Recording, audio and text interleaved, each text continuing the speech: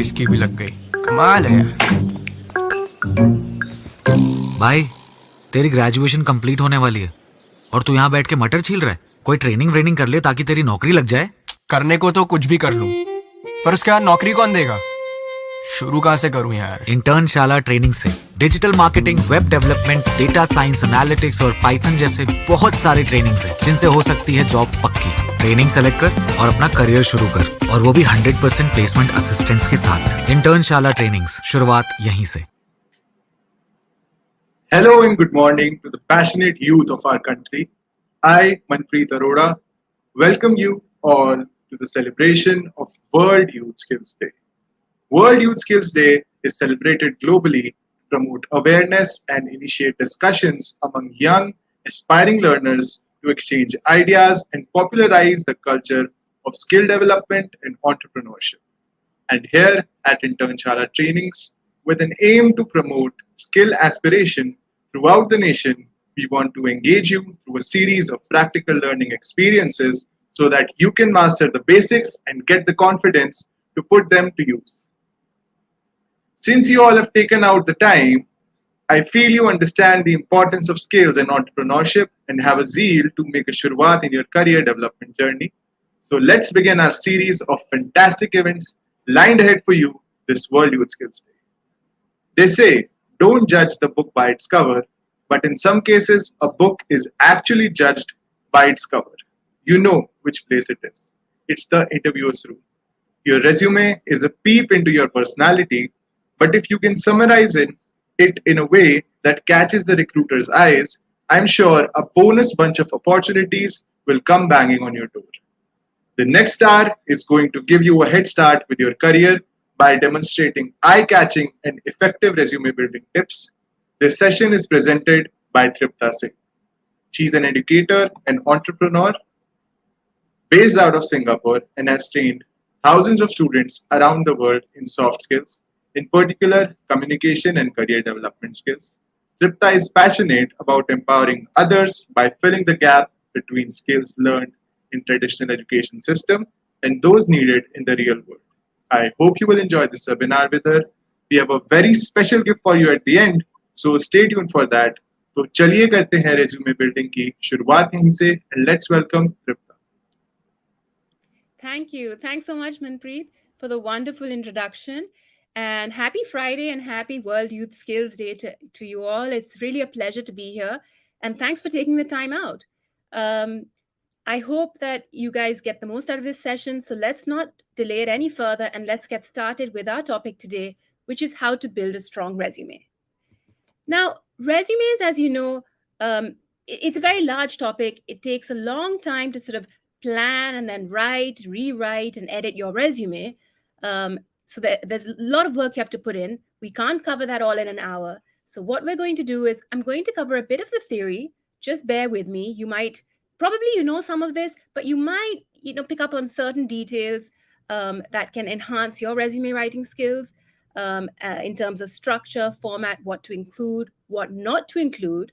And then what we're going to do is we had asked for some resumes from you, all of you, and we got a lot of them. So we've selected some sections from a few of them, and we're going to showcase them and show you exactly how you can make improvements so that your resumes stand out more. All right, so what is a resume? Well, like Manpreet said, it's essentially your personal marketing tool. It provides the recruiter a snapshot of your academic history, your experience, your skills, as well as your interests. Okay? One thing to be aware of, just in case you're applying to other countries, is that resume formats can vary country by country, but universally today, one-pagers are commonly requested. So you have one page of prime real estate. You have to decide what you're going to write because you don't want to, you need to use that space very, very wisely. You don't have unlimited space. And a recruiter doesn't have unlimited time. So what really is the purpose of a resume? Well, essentially, if I had to just say it in one sentence, it is to get you an interview. Because How do you get invited for an interview? You submit your resume and perhaps your cover letter, but before reading a cover letter, the recruiter will just scan your resume and simply see, do I think this candidate is fit for the job? So your job is to get noticed through your resume. And it is difficult because, resumes are they can be a little sort of dull at times, and they can also be a bit generic. So you have to construct your resume in a way that it stands out from other candidates so the recruiter thinks that you're worth calling into interview. Okay. Another purpose is, of course, that a resume is used to make sure that candidates tick the right boxes. Some jobs have certain requirements. They need you to have studied a certain degree, or they want particular work experience, perhaps, or even languages that you speak for a certain role. So a recruiter will use a resume to filter candidates. Now, you will be surprised. In my role in corporates over the last decade, I have had students apply for jobs, freshers, even candidates with 3 to 4 years of working experience, and it's very clear just by receiving their resumes that they are not suitable for the job and they have not read the job description. So please make sure that you read job descriptions carefully, go through all the requirements and only apply if you meet them, or at least meet the majority of the requirements, because it reflects poorly on you as a candidate just submitting your resume when you don't even meet the essential requirements. Okay. Now, another topic, this is a common question that I get very often, and it's about resumes and cover letters. And students ask, like, are they both essential? Do I have to submit them? What is the difference? There's a lot of information about this in various trainings and online, but I just wanted to reiterate that both a resume and a cover letter are essential when you're applying for a job, and they both serve their own purposes. So while a resume, there's only so much customization you can do for a resume. You can tweak it here and there depending on the role you're applying for. But essentially, a cover letter is what gives you the opportunity to fully customize according to the role. And cover letters provide more insight into your personality, your motivation, and allow you to really express why you're passionate and why you are best suited for the role. So it's sort of the convincing layer when it comes to applying for jobs. Okay, so now we're going to cover the format of a resume and the sections briefly so that we can then move on to looking at how to strengthen your resume.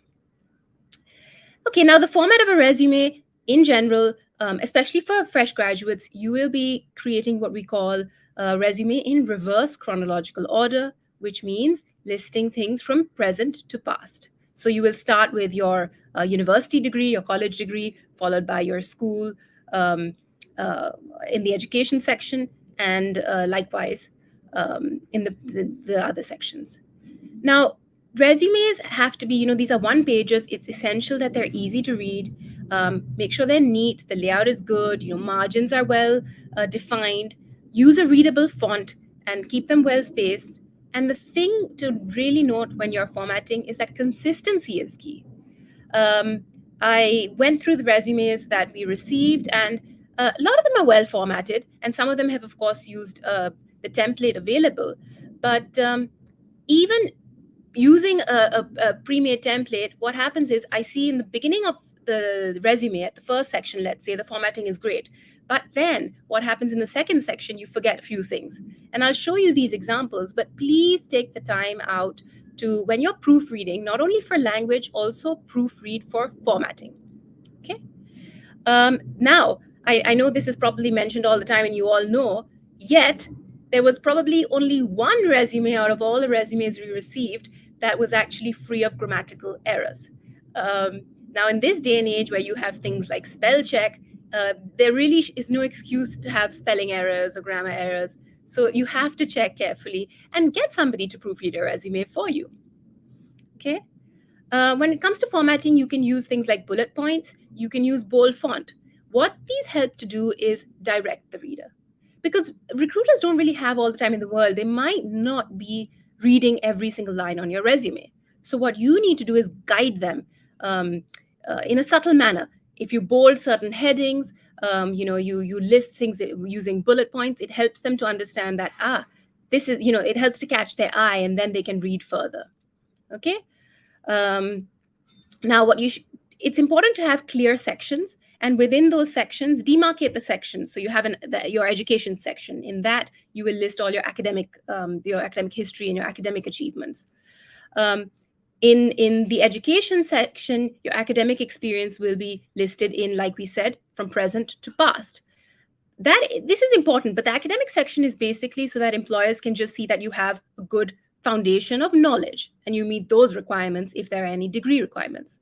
In the next sections, which are skills and interests and experience, actually in those sections, there's not always a chronology. You might have pursued various interests, you might have different experience. So in that, I would suggest that you list the items in order of from most relevant or most important according to the role that you're applying for. Okay, so that you might change depending on the role. So let's say you're applying for a program or web developing role. So you would list your web development experience first, followed by your other experience, so that it really stands out. Okay, now this is one thing that I think a lot of students might not have heard of or might not realize, but this is optional, and it is to include an opening statement. What an opening statement is, it's an action-oriented statement, and it comes right at the top of your resume. So this is sort of the first section, just above your academics, your education. Okay. And the reason why I would strongly sort of request you to consider including an opening statement is that it can be very impactful, and especially for freshers. Now, why for freshers? Because freshers, as you might know, they might not have any sort of internship experience. They don't have any job experience. They might not have any internship experience. They might not have had an opportunity to be, extremely involved in their sort of college life. In terms of academics, achievements, or other projects. So what you can do here, and also, sorry, one more thing. Also, they might have experience, whatever experience they have might be in different fields. They might not have carved out their own niche or their own specialty. So what the opening statement can help them with is to really say who you are, what you're applying for. Okay, so what you're passionate about, it's a one-line statement, what you're passionate about and what sort of field you want to explore. So then it becomes very clear from the beginning that this candidate is interested in digital marketing, or this candidate is interested in journalism, or whatever it might be, because you might have experience in 3 or 4 different fields. Okay, so this opening statement is always tweaked. Tweaked means personalized to the position that you're applying for, and you should avoid cliches. Cliche is something that people always say, like, oh, I'm a hard worker or a problem solver, or tell them more about yourself. Why are you motivated? What is your interest, and what role you're applying for? Don't just copy and paste something that you think sounds good. Okay, so I've just included 2 examples. Of course, now again, you can't just copy and paste, but what this helps you is see the format, and what sort of action words have you used, and what impact, what when you read this, what do you feel? What does it reflect about the candidate? Okay, so here are 2. I'll just read them out. Driven computer science graduate with a keen interest in app development, proven ability to manage multiple projects while meeting challenging deadlines. So if I received a resume, I already know without looking further that this candidate has a degree in computer science, and they're interested, of course, in app development. But moreover, I know that they can probably handle stressful situations, and they can, multitask. That's what I get out of this opening statement. This is without even seeing the rest of the sections in the resume. Okay. The second one, ambitious communications graduate with editorial and creative writing experience. So communications graduate could have a lot of different experience, but you've chosen to say that, the candidate has selected the 2 that they obviously feel are most important. Passionate lifestyle blogger seeking a challenging entry-level position in journalism. So you automatically know that this person wants to enter journalism, that they have taken the time out in their free time to obviously write a blog.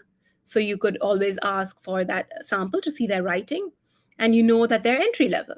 Okay, so it tells you a lot. This is what we call an elevator pitch. An elevator pitch is if you had to tell a recruiter or a potential boss why they should hire you, in the time it takes in the lift, in the elevator, about 30 seconds, what would you say?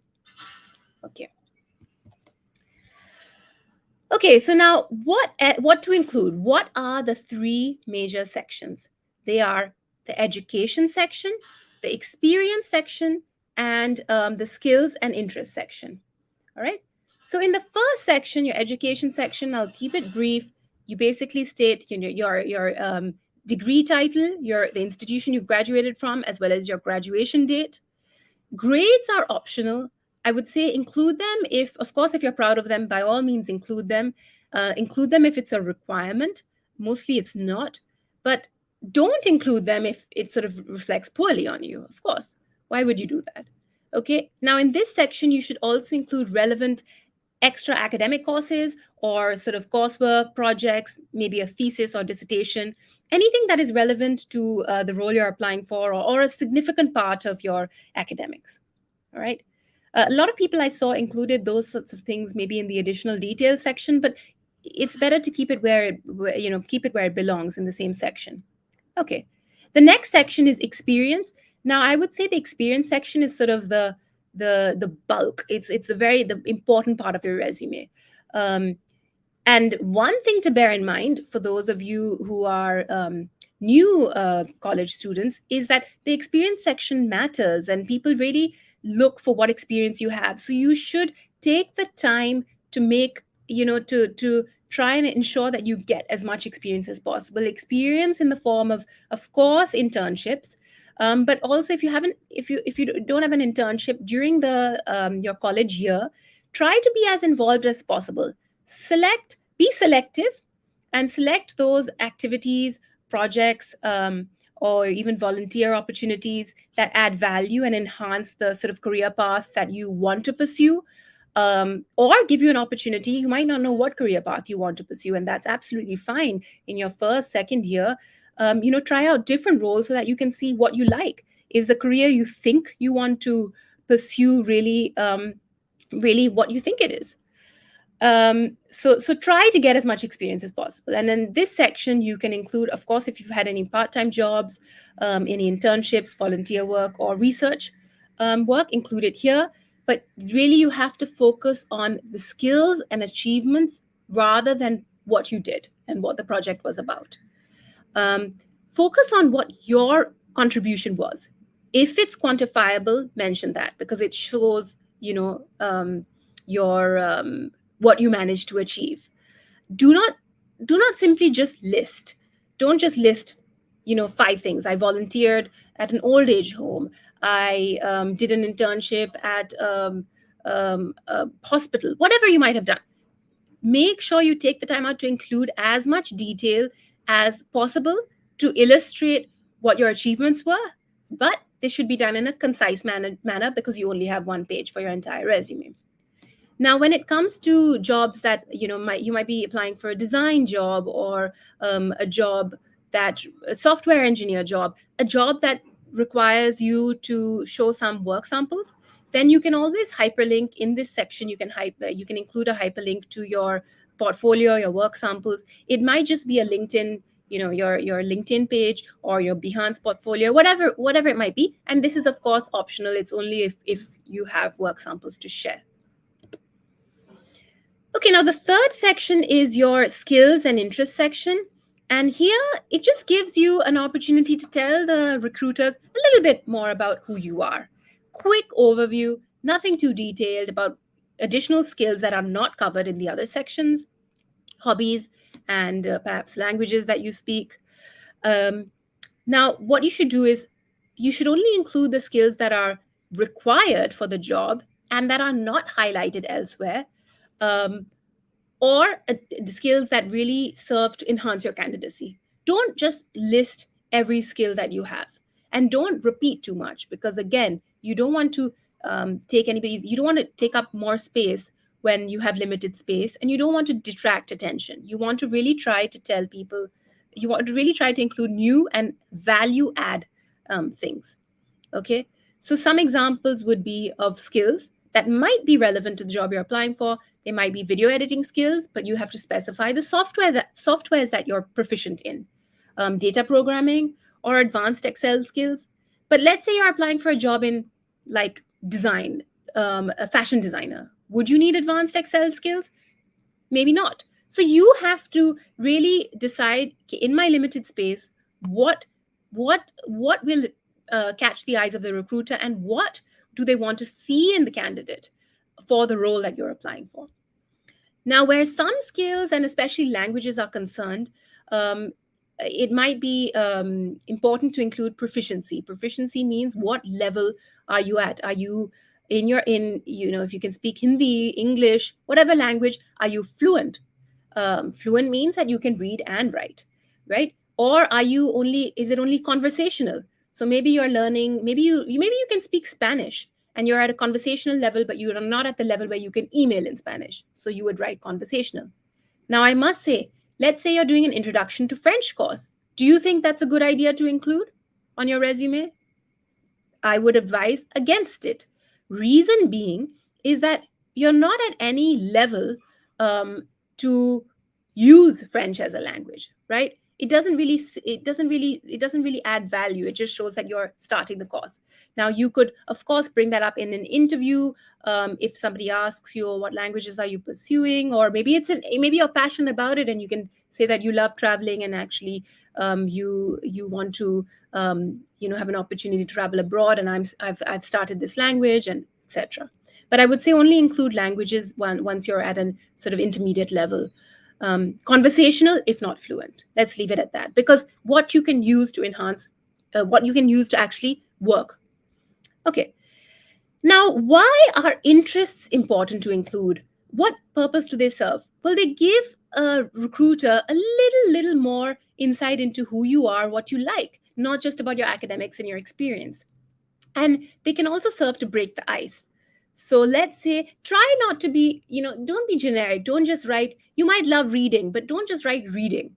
If you really, really are passionate about reading, then you can say what type of books you like to read, or you enjoy listening to podcasts on certain topics. Maybe it's podcasts on global affairs. Maybe it's podcasts on self-development.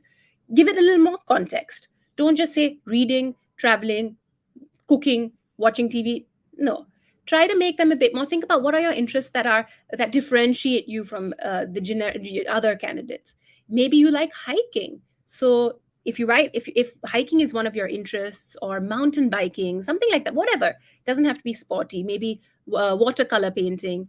Then when a recruiter looks at a resume, maybe they're like, oh, that sticks out to them, because maybe they also enjoy hiking. So just to break the ice, they might say, oh, I saw you like hiking, and I love hiking too. And where have you been? Which range have you gone to? And it just helps to get the conversation started. Okay. Now, for STEM-based courses, for STEM-based jobs, actually, when you're applying for jobs, you'll see the skill section actually comes at the top of the resume. And it's kind of like the opening statement. Why? Because in STEM-based courses, it's important to sort of highlight research interests or lab skills that are relevant to the position you're applying for, because these are often sort of prerequisites, right? So that's why they include them right at the top. Okay, so now I've told you what to include. Remember, there are 3 sections. I hope you remember them all. Type them in the chat, what they are. But now we should also see what not to include. What not to include, the first thing I would say, because it's still asked, this question comes to me a lot, is do we have to include a photograph? And I would say no. In fact, in many countries, I don't know if you're aware, but it's actually illegal to request a photograph for job applicants, for most jobs, majority of jobs. Okay, now the reason you don't include a photograph is, you've heard the expression, don't judge a book by its cover. How is a photo relevant to a job that you're applying for? And secondly, companies are taking diversity, inclusion, and non-discrimination very seriously. So it goes back to, it's not relevant. Your academics, your experience is much more relevant to the position that you're applying for. There would only be very, very few jobs where a photograph is a requirement. For example, a fashion model, they're looking for a particular look. So in that case, it's fine. Okay. Now, what else not to include? Do not include any irrelevant information or information that detracts. Don't unnecessarily repeat or use unnecessary description. Don't list basic skills. Now, what do I mean by basic skills? Basic skills, something like today, we're so advanced when it comes to technology that being able to use Microsoft Word is a basic skill and it's required for most of the jobs that you're going to be um, applying for. In a corporate, it's essentially assumed that everybody knows how to use Microsoft Word or should know. So that's nothing to really be proud of, right? In the sense, nothing to showcase, I would say. Be proud of yourself, of course, that you've mastered technology, but it's nothing to list on your resume. Whereas Excel, students, not every job requires you to have a good command of Excel. And if you know advanced Excel or you have advanced PowerPoint skills, they can sort of serve you much better. But in general, Microsoft Office, knowing how to use the program to satisfactory level, not advanced level, all of the programs in Microsoft Office is sort of a basic skill. Okay. The other thing, what not to do is don't not provide enough information where it would add value. So this comes to like when you're listing your jobs or your projects or your interests, provide enough information so that employers can see that what are your achievements. And lastly, don't include anything that is not correct. Don't inflate your skills. Don't exaggerate, because and don't say anything that's not true, because you can get caught out and that would immediately, what if they in the interview they ask you something and you're not able to respond properly? This reflects very poorly on you as a candidate. Honesty and integrity are core to all jobs, so make sure you follow that from the get-go. Okay, so now we're going to look at a few sample resumes that you submitted. And what I want you to keep in mind is, now employers, when they're looking for when they're reviewing resumes, what are they looking for? This is, of course, apart from your academic and job experience in terms of the roles or the companies that you have worked in. They are looking for a strong work ethic. They're looking for leadership skills, communication and interpersonal skills. They're looking for candidates who can take initiative, who are problem solvers. Sometimes for some roles, analytical skills are important. They're looking for people who are flexible and adaptable, and they're looking for team players. Now, why am I telling you this? I don't want you to simply go and copy, these skills and list them in your skills section, because that doesn't tell an employer anything. But what I want you to keep in mind is when you are writing your description statements, or you're looking for the type of experience, you're looking to apply for, where, your experience in your first to third years of where you can get involved, or you're looking, how do I describe my internship? You keep these in mind so that you can illustrate that these are the skills you have by showcasing your achievements in the right way. Okay. So these are, now what we're going to do is, I just want to ask a quick question to all of you before we go on to looking at the resume samples. Okay. So why are opening statements so powerful? If you can just use the chat box and type in what your thoughts are on opening statements. The reason I ask is because none of the resumes had opening statements, and I think this might be a new topic for you all.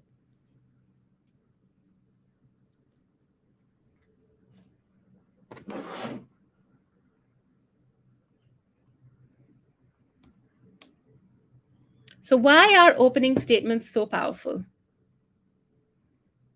Absolutely correct. First impression. First impressions, one of my favorite phrases is, you never have a second chance to make a good first impression. Okay? So on a resume, the very first thing right at the top is your first impression. That's your opening statement. And because it's action oriented, it's that energy. The recruiter can sense the energy. Absolutely. It's eye catching, and it's I like that. It's powerful because it acts like a synopsis to your whole CV. By looking at it, the recruiter knows exactly who you are and what you are applying for in just one sentence. Fantastic. Yeah, it makes yourself stand out. Okay. Great. Thank you. Thanks. Okay. Now, what we're going to do is we're going to look at how can we strengthen your resume. So I've picked sort of 3 resumes, and of course, because of the time that we have, I'm not able to show the entire resume, and of course, we've taken out the personal details. Um, but I think I'd just like to give some overall feedback. In all the resumes we received, a couple of them, I think about maybe five, only 5% of them were one page. The rest were all two, three. The longest one was actually 4 pages long. Now, I have 12 years of work experience. No, sorry, I have much more. I have 15 years of work experience now. Yeah. And my resume is one page. All of you are freshers who submitted your your resumes. And why do you need 4 pages to tell me who you are? Have you really done so much? You might be involved a lot in lots of activities, done a lot of online trainings, but all of those surely can't be relevant to your the job that you're applying for, right? So you really need to make sure at this age, at this stage in your lives, one page is more than sufficient, and you should make it. You should really be able to focus on what highlights your achievements and skills, because by writing too much, by just simply listing every single program that you've done or every single online course that you've done, you end up diluting the quality of your resume. Less is really more. When I saw a resume, and you can see this is from one resume we have, and a lot of resumes. There's nothing to take offense about. This is all constructive criticism that I'm going to give. How you can, because I really am invested in your futures and want you to be able to um, edit your resume so that they're strong and as impactful as possible. And this mistake was repeated in a lot of the resumes. So if you see on the right hand side, the training section, it has, and this is, I think it was spread across 2 pages, and it has about 10 different trainings, online trainings, that are listed there. But now to me, it just looks like this student really, it's great. What it tells me is that it's great that they've taken the time out to complete these trainings, but it seems like they're just trying to fill up space by just writing all the trainings possible. And I sort of question that, have they had enough time to complete them all? There, a lot of them are at the same time. How did they manage to do all of these in the same time period? How could they possibly focus on all of them and give it their best? This is what comes to me as a recruiter. You can't do 10 online courses in 3 months. You won't be able to focus. So I would say that you should pick and choose the ones that you have done that really are relevant to the job that you're applying for. Some of them will be irrelevant. If you're applying for HR, which I think this student is applying for, then of course prioritize that. But all the rest might not be relevant. So don't include them. Okay, one mistake we did make, that was our mistake actually, was that we did not ask students when they submitted their resume what job they're applying for, because then I could perhaps give better feedback. So keep in mind that, these resumes, I'm making some assumptions here. And it's also important to see that what will when a recruiter looks at a resume that is more generalist means that the candidate has general experience across perhaps different categories. It is even more important that the order is, you focus on the order so that the ones what you want to stand out comes first. And it's more important that you have an opening statement. Okay, now let's take a look at the left-hand side, education. So education was the first section on this resume. And a few things stood out. Now I've highlighted in red what are mistakes or things that should not be included. And in blue, I've highlighted some suggestions. Okay, that's my color coding for the rest of the presentation. Now, right on the top sentence, what do you notice? Well, I've highlighted in red human resource management. Why? Because the very first statement of our resume and 2 of the words are spelled incorrectly. Okay, resource and management. Now, automatically, the first impression I have as a recruiter is that this is an important document, and careless. Your spelling, there's no excuse for spelling and grammar mistakes. Use your spell check. And also, if you had just proofread this, you would have automatically seen. Okay, so that is not that is something you really have to, because that is now my first impression of this candidate, that they lack attention to detail. Attention to detail is a skill that might be very important for a certain role. Many roles will obviously benefit from that. Okay, the second thing is, now I've highlighted in red, you see this 2022 to 2024. And then in the next section under senior secondary, it says year of completion. So this is what we call a formatting inconsistency. Okay, your format should be consistent. If you have decided to put just the dates, which is more than sufficient, then you don't need to write year of completion in the other sections. Okay, another suggestion that I have where it says BA program economics. This is just a minor suggestion. Internationally, we don't say program, we just say BA economics. That's what you have, Bachelor of Arts in Economics. So just write it like that. You don't need to program. Okay, now in your senior secondary, which is your class 12, it would be good to include the school name and the city. That's important. Where did you study? Okay, and then you can just put in brackets the date afterwards. What that does is then it saves lines.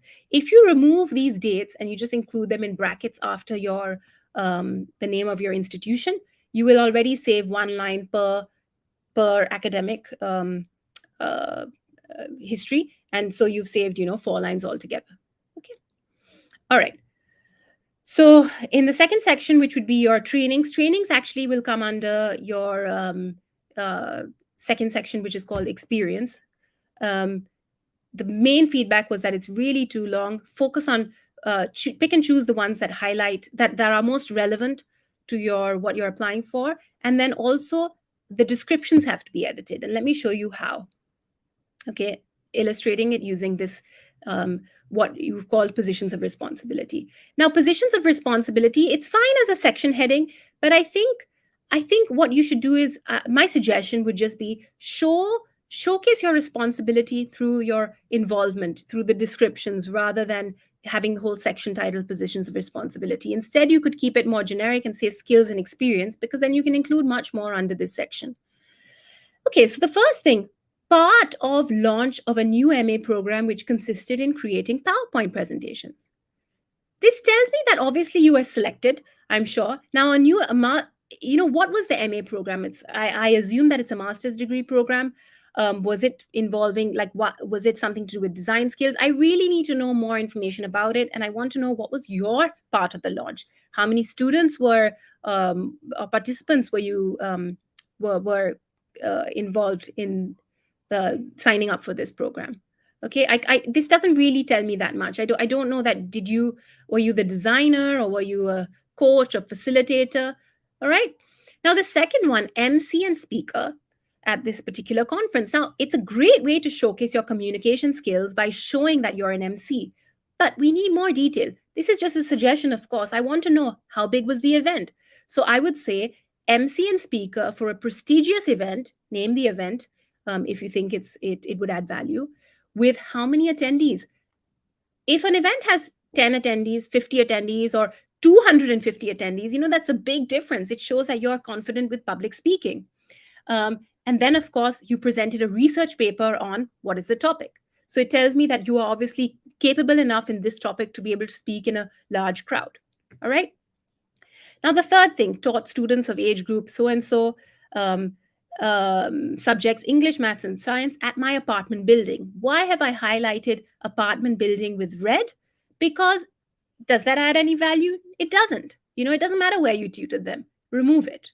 Okay. Instead, this is just a consideration, of course. You could rephrase, tutored students KG to class 6 in mathematics, science, and English, assessed learning styles of each student, and tailored teaching style and assessments. That tells me that you're a capable tutor because you really care about each individual student and you customize the learning accordingly. Then, what was your achievement? Well, you achieved a grade improvement of X amount in all students in a 3-month period. It could be a 6-month period. Or maybe you achieved a grade improvement only in 90% of your students or 80%. Try to quantify your achievements, but really show them what you did and what your achievements were. Okay. Now, the fourth one, led a team of 4 in the technicals department at a college fest. My responsibilities included handling the events backstage and on stage. Great, but can we include a bit more information? So perhaps, maybe you're a member of the production department. It's not so clear, but how big was the event? Again, how many attendees were there? You can really use this experience to highlight what the relevant skills that you want to highlight. They could be the technical skills. It could be leadership. It could be, how big was your team? you've said that for people. How long did you work on the project? It could highlight your organization skills, your project management skills, or working under pressure. Was it only how many days was the event? Things like that. Okay. So that's how you can really enhance the level. All right. Now, this student in their project section, now this should come under actually, these types of projects are quite academic. So they should come under either education or experience, depending on when you did them. And again, look, I see plenty of spelling mistakes here, especially in titles. Now, when something is bold, it already stands out, right? So in the second one, it says depletion of water and its resources. That's depletion is spelled incorrectly. So that stands out even more. Firstly, it shouldn't be there in the first place, but it stands out even more because it's bold. So now in this, I feel like now there are sort of two very different topics. One is HR, and then one is, of course, environment and sustainability. So think about what you are applying for. Is it HR? I assume that this candidate, because of their even degree and the experience that they're in, that they're applying for an HR role. So think about how you can use are the other projects actually relevant? Do they add value? If they don't, remove them. And if they do, then use the descriptions to showcase the skills that you think that recruiter will want to see. Okay. Now the skills section, this section, it's a huge list and a lot of it is not actually required. Now I've highlighted the skills in red that I would remove. This is just a suggestion. Firstly, like I said, Microsoft Word is not a big deal. Remove it because that's assumed. Now, all the rest of them, interpersonal skills, teaching, proofreading, there are skills that are great to have, but you should showcase them through your experience rather than listing them here. For example, the MC and working in the production department for a college fest, it already showcases that you have good interpersonal skills because you wouldn't have chosen it. Economics, I think you've done your BA in economics. You don't mention it here. That's an academic skill.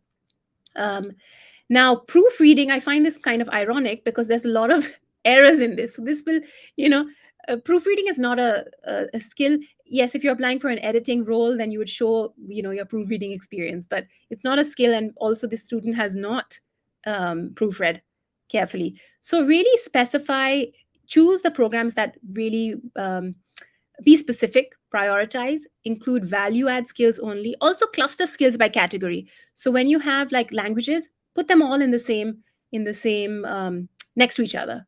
Okay, don't split it with written and spoken. Just write fluent because that means written and spoken. All right, and also their interests and hobbies are missing. Okay, now this is the additional details section, and actually I would say that in this section, this sort of tells me suddenly when I come to the end of the resume, I see that psychology seems to be a main interest. So before it was HR, then there was economics as a degree, and now it's psychology as all the sort of activities and experience. So what really is the participant applying for? You have to think about it. I don't know. And so be selective. Now, the ones in red, I don't feel that they actually add value. I think that they detract because you've just sort of listed what you've done, but it doesn't, it doesn't really tell me anything. I want to know, things that really enhance you as a candidate. Just doing data entry and data validation doesn't really matter as a one-off when all the other skills are very, very different.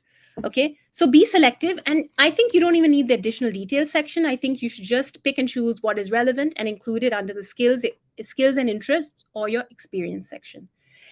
I've given a sample. The first thing says certified youth mental health first aider. I would include the name of the organization, and then I would include a description. For example, keen interest in mental health, passionate about working with at-risk youth, attended a 3-day program covering the topics that you did. What was your volunteer experience? Have you, maybe volunteered on a helpline? Have you mentored risk at youth? What have you actually done? So expand on the ones that add value. All right, now let's look at the second resume, and then we're going to get to an interactive session. Now the second resume, just some very simple titles. You'll have this video later as well where you can refer to it in your own time, but some simple suggestions, again in blue. HR, great, but I want to know what was your actual position title of the internship. Were you an analyst? Were you a research analyst? Were you on the hiring team? HR is too broad. It's just the company, the sort of domain. Okay. The red is formatting inconsistencies or spelling and grammar. Now, another thing I've highlighted writing short contents and posting HR job descriptions. The reason that I've highlighted short contents is because if you have done content writing, then you have to have good editing skills. You shouldn't have grammatical errors. Plural of contents is content, right? Now, I would again rewrite this particular internship. It's great. You obviously did a lot, but rewrite it to highlight the skills rather than just what you were responsible for. So try and quantify it. So the suggestion would be created marketing images using InDesign to attract new hires. The campaign boosted applications by 35% in 2 months. I'm of course making this up, but I'm just telling you quantifiable results with a time frame really tell a recruiter what you're capable of. Okay. Now on to the next page. A lot of you have, it's great that you've done so many trainings with Internshala, but it's also funny that everybody has copied and pasted from the description page of the training. Everybody's training section is almost identical when they've done the same trainings. Okay, just simply listing the topics doesn't show the extent of your skills.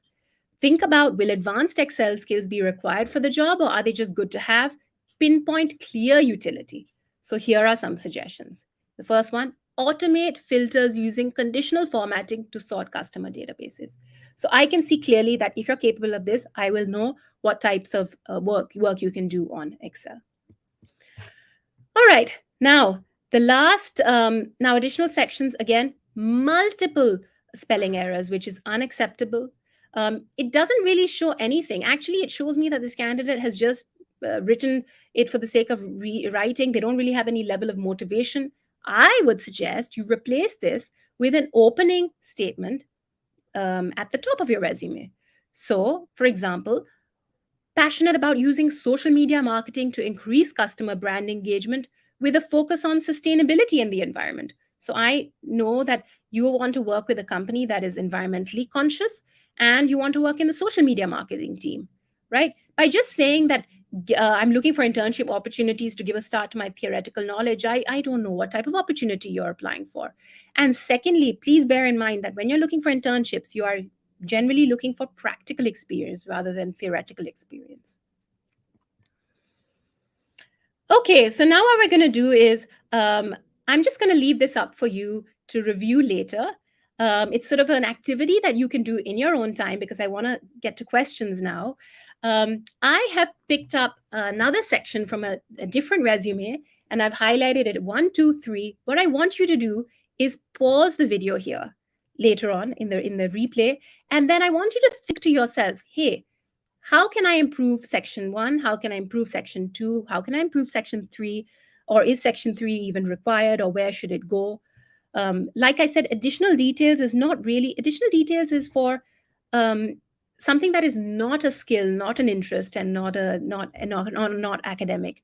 Additional details should be technically optional for resumes. It should only be there if you really need to, link work, or you need to, say sometimes in some countries you need to say your visa status or your location that you can work from, or if something that doesn't belong in the other 3 sections, basically.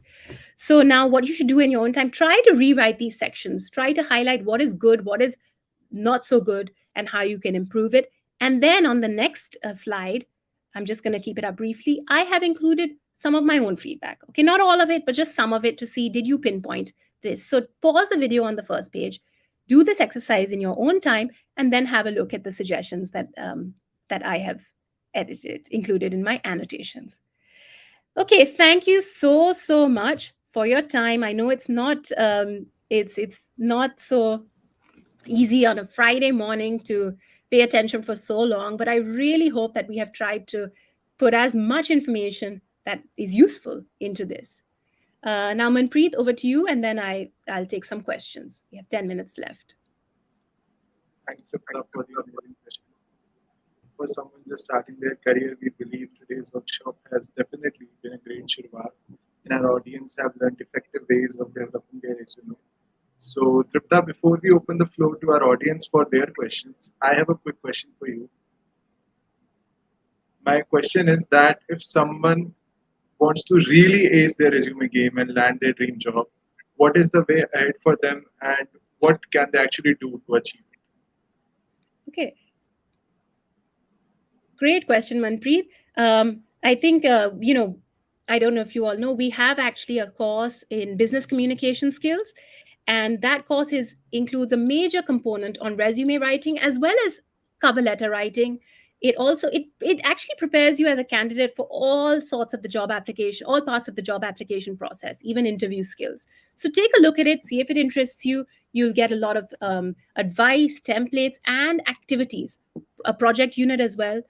And the other suggestion would be, talk to mentors, talk to your teachers, and ask them to read your resume. Get somebody in the industry that you're applying for to review it as well and to help you. That's Okay. right. On the account of World Youth Skills Day, Internshala Trainings is offering a special limited discount on all our practical based trainings. You can visit the link in description to our internship and job prep training, and you can just avail an additional 10% discount. We'll now be opening the floor to our audience for the questions. We'll be taking two questions since we are really short on time. So, Tripta, I request you to please take up some questions from the comment section. Absolutely. All right. I'll just have a look through the questions. Um, okay. This is a great question. Uh, Shubham says that he has a 2-year gap between his school and his college. So how should he, mention, and he has no experience, how do I mention that in my resume? Now when you have a gap like that, students do have it and it's absolutely fine, but that might be something that catches an interviewer's eye. So be prepared for the interview, how you're going to explain that.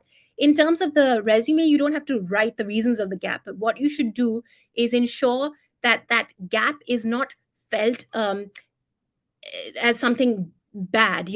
Make sure that what you did in the gap year, what you did in your gap year, comes across in your experience and the projects that you're involved in.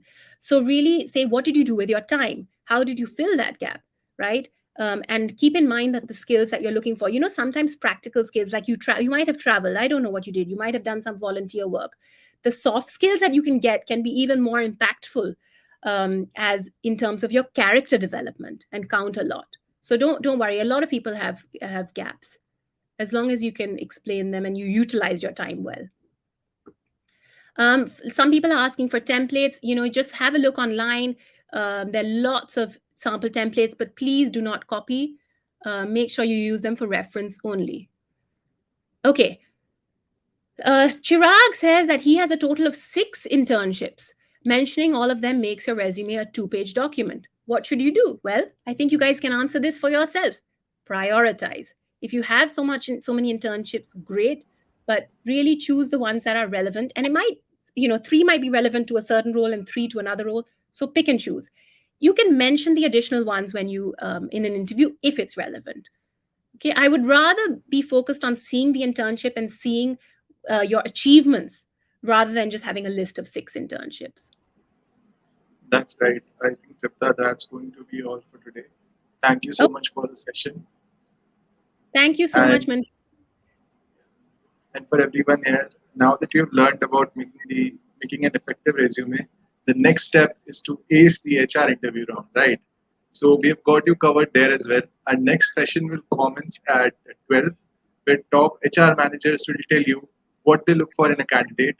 Don't forget to like and share this video, subscribe to our YouTube channel and press the bell icon for updates regarding the next session. And you can also join our Telegram community. The link is in the bio. We share updates of all the events there as well. So a very happy World Youth Skills Day to all of you, and see you all at 12. Thank you, everyone. Have a wonderful day ahead.